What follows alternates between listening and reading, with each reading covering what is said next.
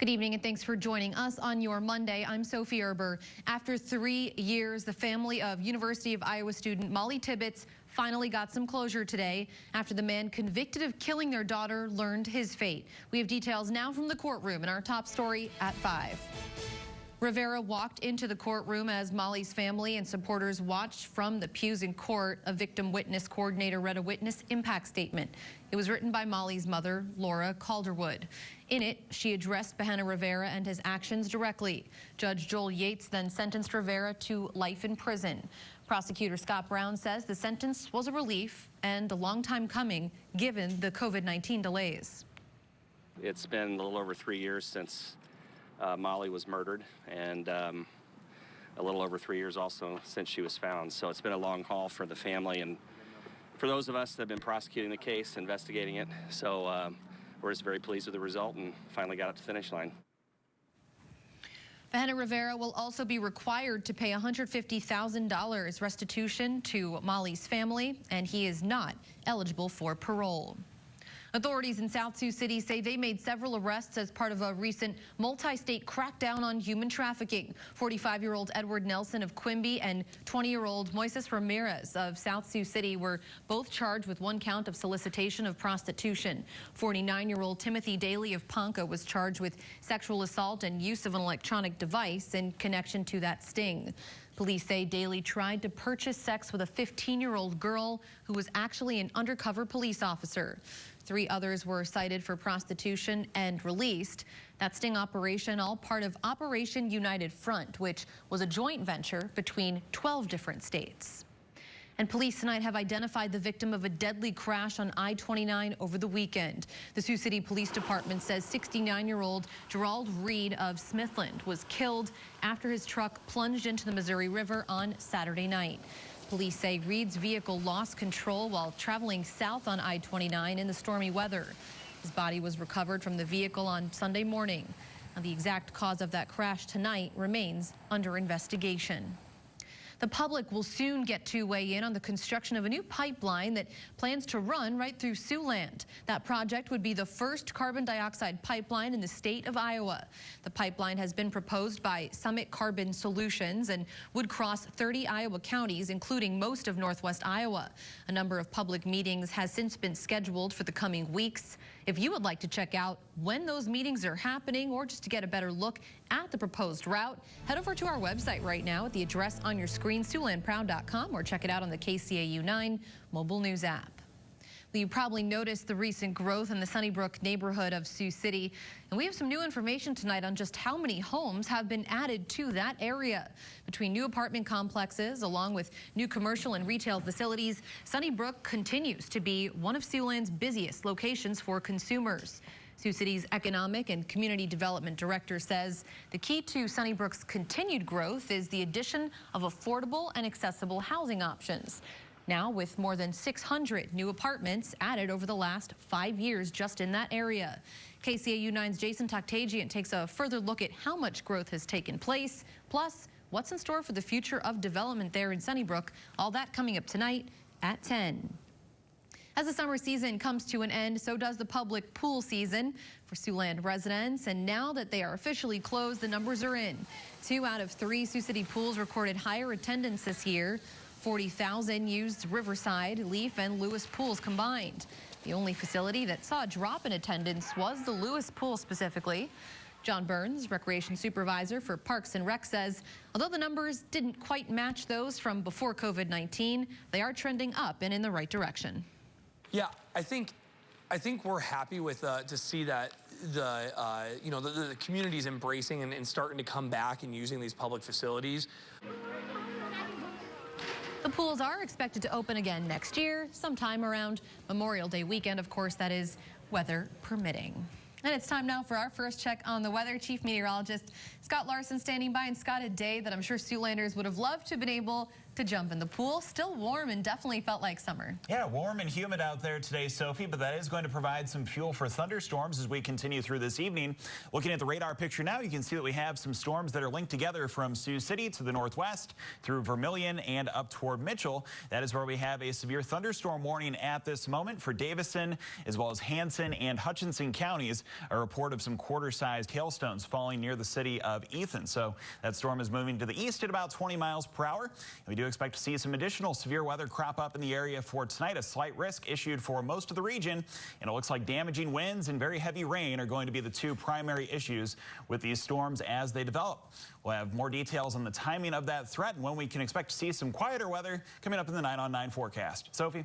All right, thanks a lot, Scott. We'll check back. In storms on Saturday night produced an EF1 tornado in Lenox, South Dakota, causing significant damage to their high school specifically.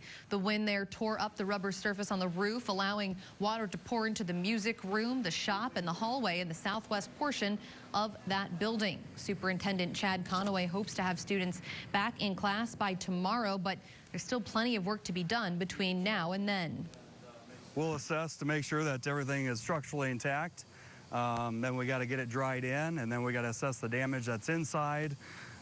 We got to get our food back into our coolers. We need our HVAC going so that we can continue with not only comfort, but our COVID mitigation. That's a big piece of our COVID mitigation strategy.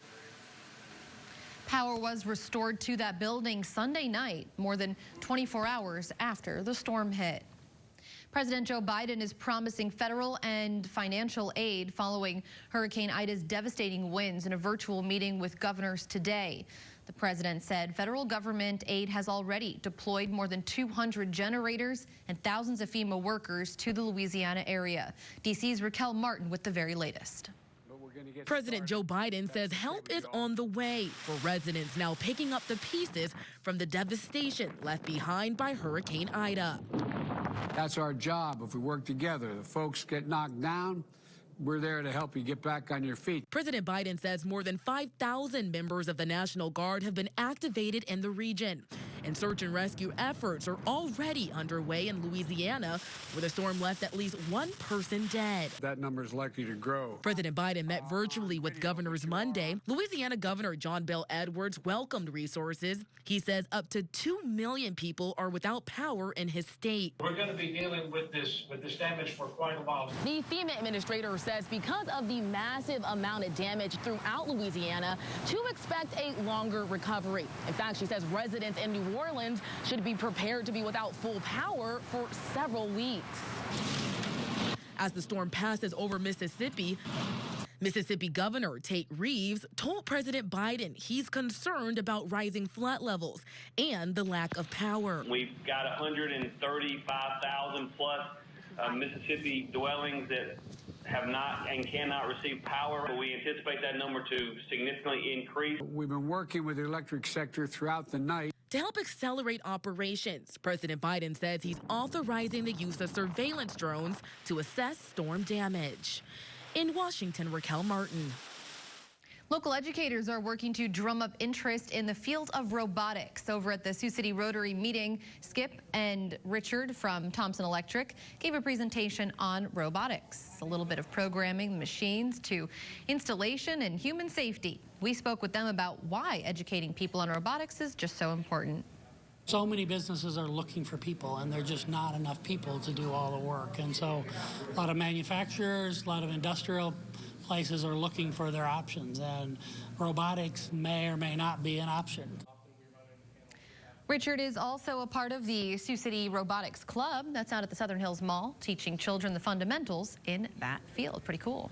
And if you bought a Powerball ticket in Yankton recently, you might want to check those numbers. It's an alert for you. One lucky lotto player hit a $2 million jackpot in Saturday's drawing. The South Dakota Lottery says that ticket was sold at the Hy-Vee on Broadway Avenue in Yankton. No one has yet come forward to claim the prize. No tickets match the grand prize, so tonight's jackpot still sits at a cool $332 million. If you'd like to check out your numbers, head on over to our website. We have them there at SiouxlandProud.com. Well, America's longest war is officially over tonight, but the fallout is not. We hear from the U.S. State Department and bring you the latest from the Pentagon coming up. And we've had several overnight severe weather risks as of late, and it looks like tonight is shaping up to be similar with large hail and damaging winds coming through with some storms. It'll be seasonal with highs in the 70s and 80s moving forward, plus some more rain chances. The 9 on 9 forecast coming up next. You're watching KCAU 9 News with Sophie Erber and Chief Meteorologist Scott Larson. This is KCAU 9 News at 5. Dry for Art Splash, so that's some good news. Labor Day next Monday, a high of 85 and mostly sunny skies. Again, over the weekend, there was an EF1 tornado that touched down to our north in Lincoln County. This is up around Lenox, South Dakota, as you can see some damage strewn about there. If you have a picture that you want to share of storms or otherwise, go to SiouxlandProud.com, find the weather tab, send us your photo. All right, thanks a lot for that, Scott. And coming up next, the archery range at the Adams Nature Preserve was vandalized for the second time last week. We'll show you after the first incident earlier this year, staff made the decision to install cameras in case another would happen.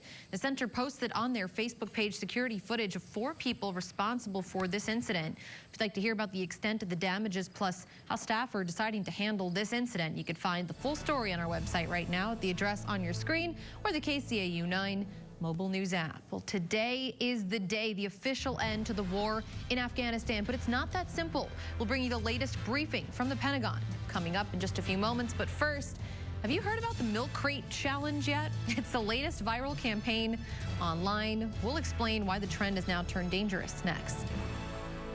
Welcome back. The U.S. mission in Afghanistan has now officially come to an end. The U.S. State Department and the Pentagon made the announcement this afternoon. The U.S. invaded Afghanistan 20 years ago after terrorists attacked the U.S. on September 11th, 2001. Those attacks sparking America's longest war officially. ABC's Faith Abube is in Washington with the very latest. The last U.S. evacuation plane has now left Afghanistan, marking the official end of America's 20-year war. Tonight's withdrawal signifies both the end of the military component of the evacuation, but also the end of the nearly 20-year mission that began in Afghanistan shortly after September 11th, 2001. Right down to the final hours, the Pentagon says U.S. troops were under heavy security threats. Sunday night, U.S. forces using a missile defense system to intercept one of 5 rockets fired at the Kabul airport. 3 other rockets landing off the airfield. The Pentagon says a 5th did in fact hit the airport, but with no effect on the mission or any danger to personnel. Earlier in the day, the U.S. military also intercepting what they say was an imminent ISIS-K threat. U.S. officials telling ABC News it was 2 ISIS terrorists loading possible explosives into a car 5 miles from the airport. Military forces using an unmanned drone to blast the vehicle. When the smoke cleared, an Afghan official says at least 2 adult civilians and 4 children were dead. Nobody wants to see innocent life taken. We take it very, very seriously. The U.S. troops' evacuation efforts allowed more than 122,000 people to escape Afghanistan. About 5,500 of them American citizens. But the U.S. State Department says up to 250 more Americans are urgently trying to leave. Thousands more Afghan allies are also stuck. The U.S., U.K., and France are now urging the UN Security Council to pass a resolution calling on the Taliban to ensure safe passage to those who want to leave the country. Our life are destroyed, our future are destroyed. We have no jobs, no future in here. And tonight, even with the military mission over, the White House and the Pentagon say the diplomatic effort continues to try to get Afghan allies and American citizens out of that country. In Washington, Faith Abube, ABC News. Well, some viral trends are good, others are bad, and then some are dangerous. We'll take a look at the Milk Crate Challenge coming up right after the break.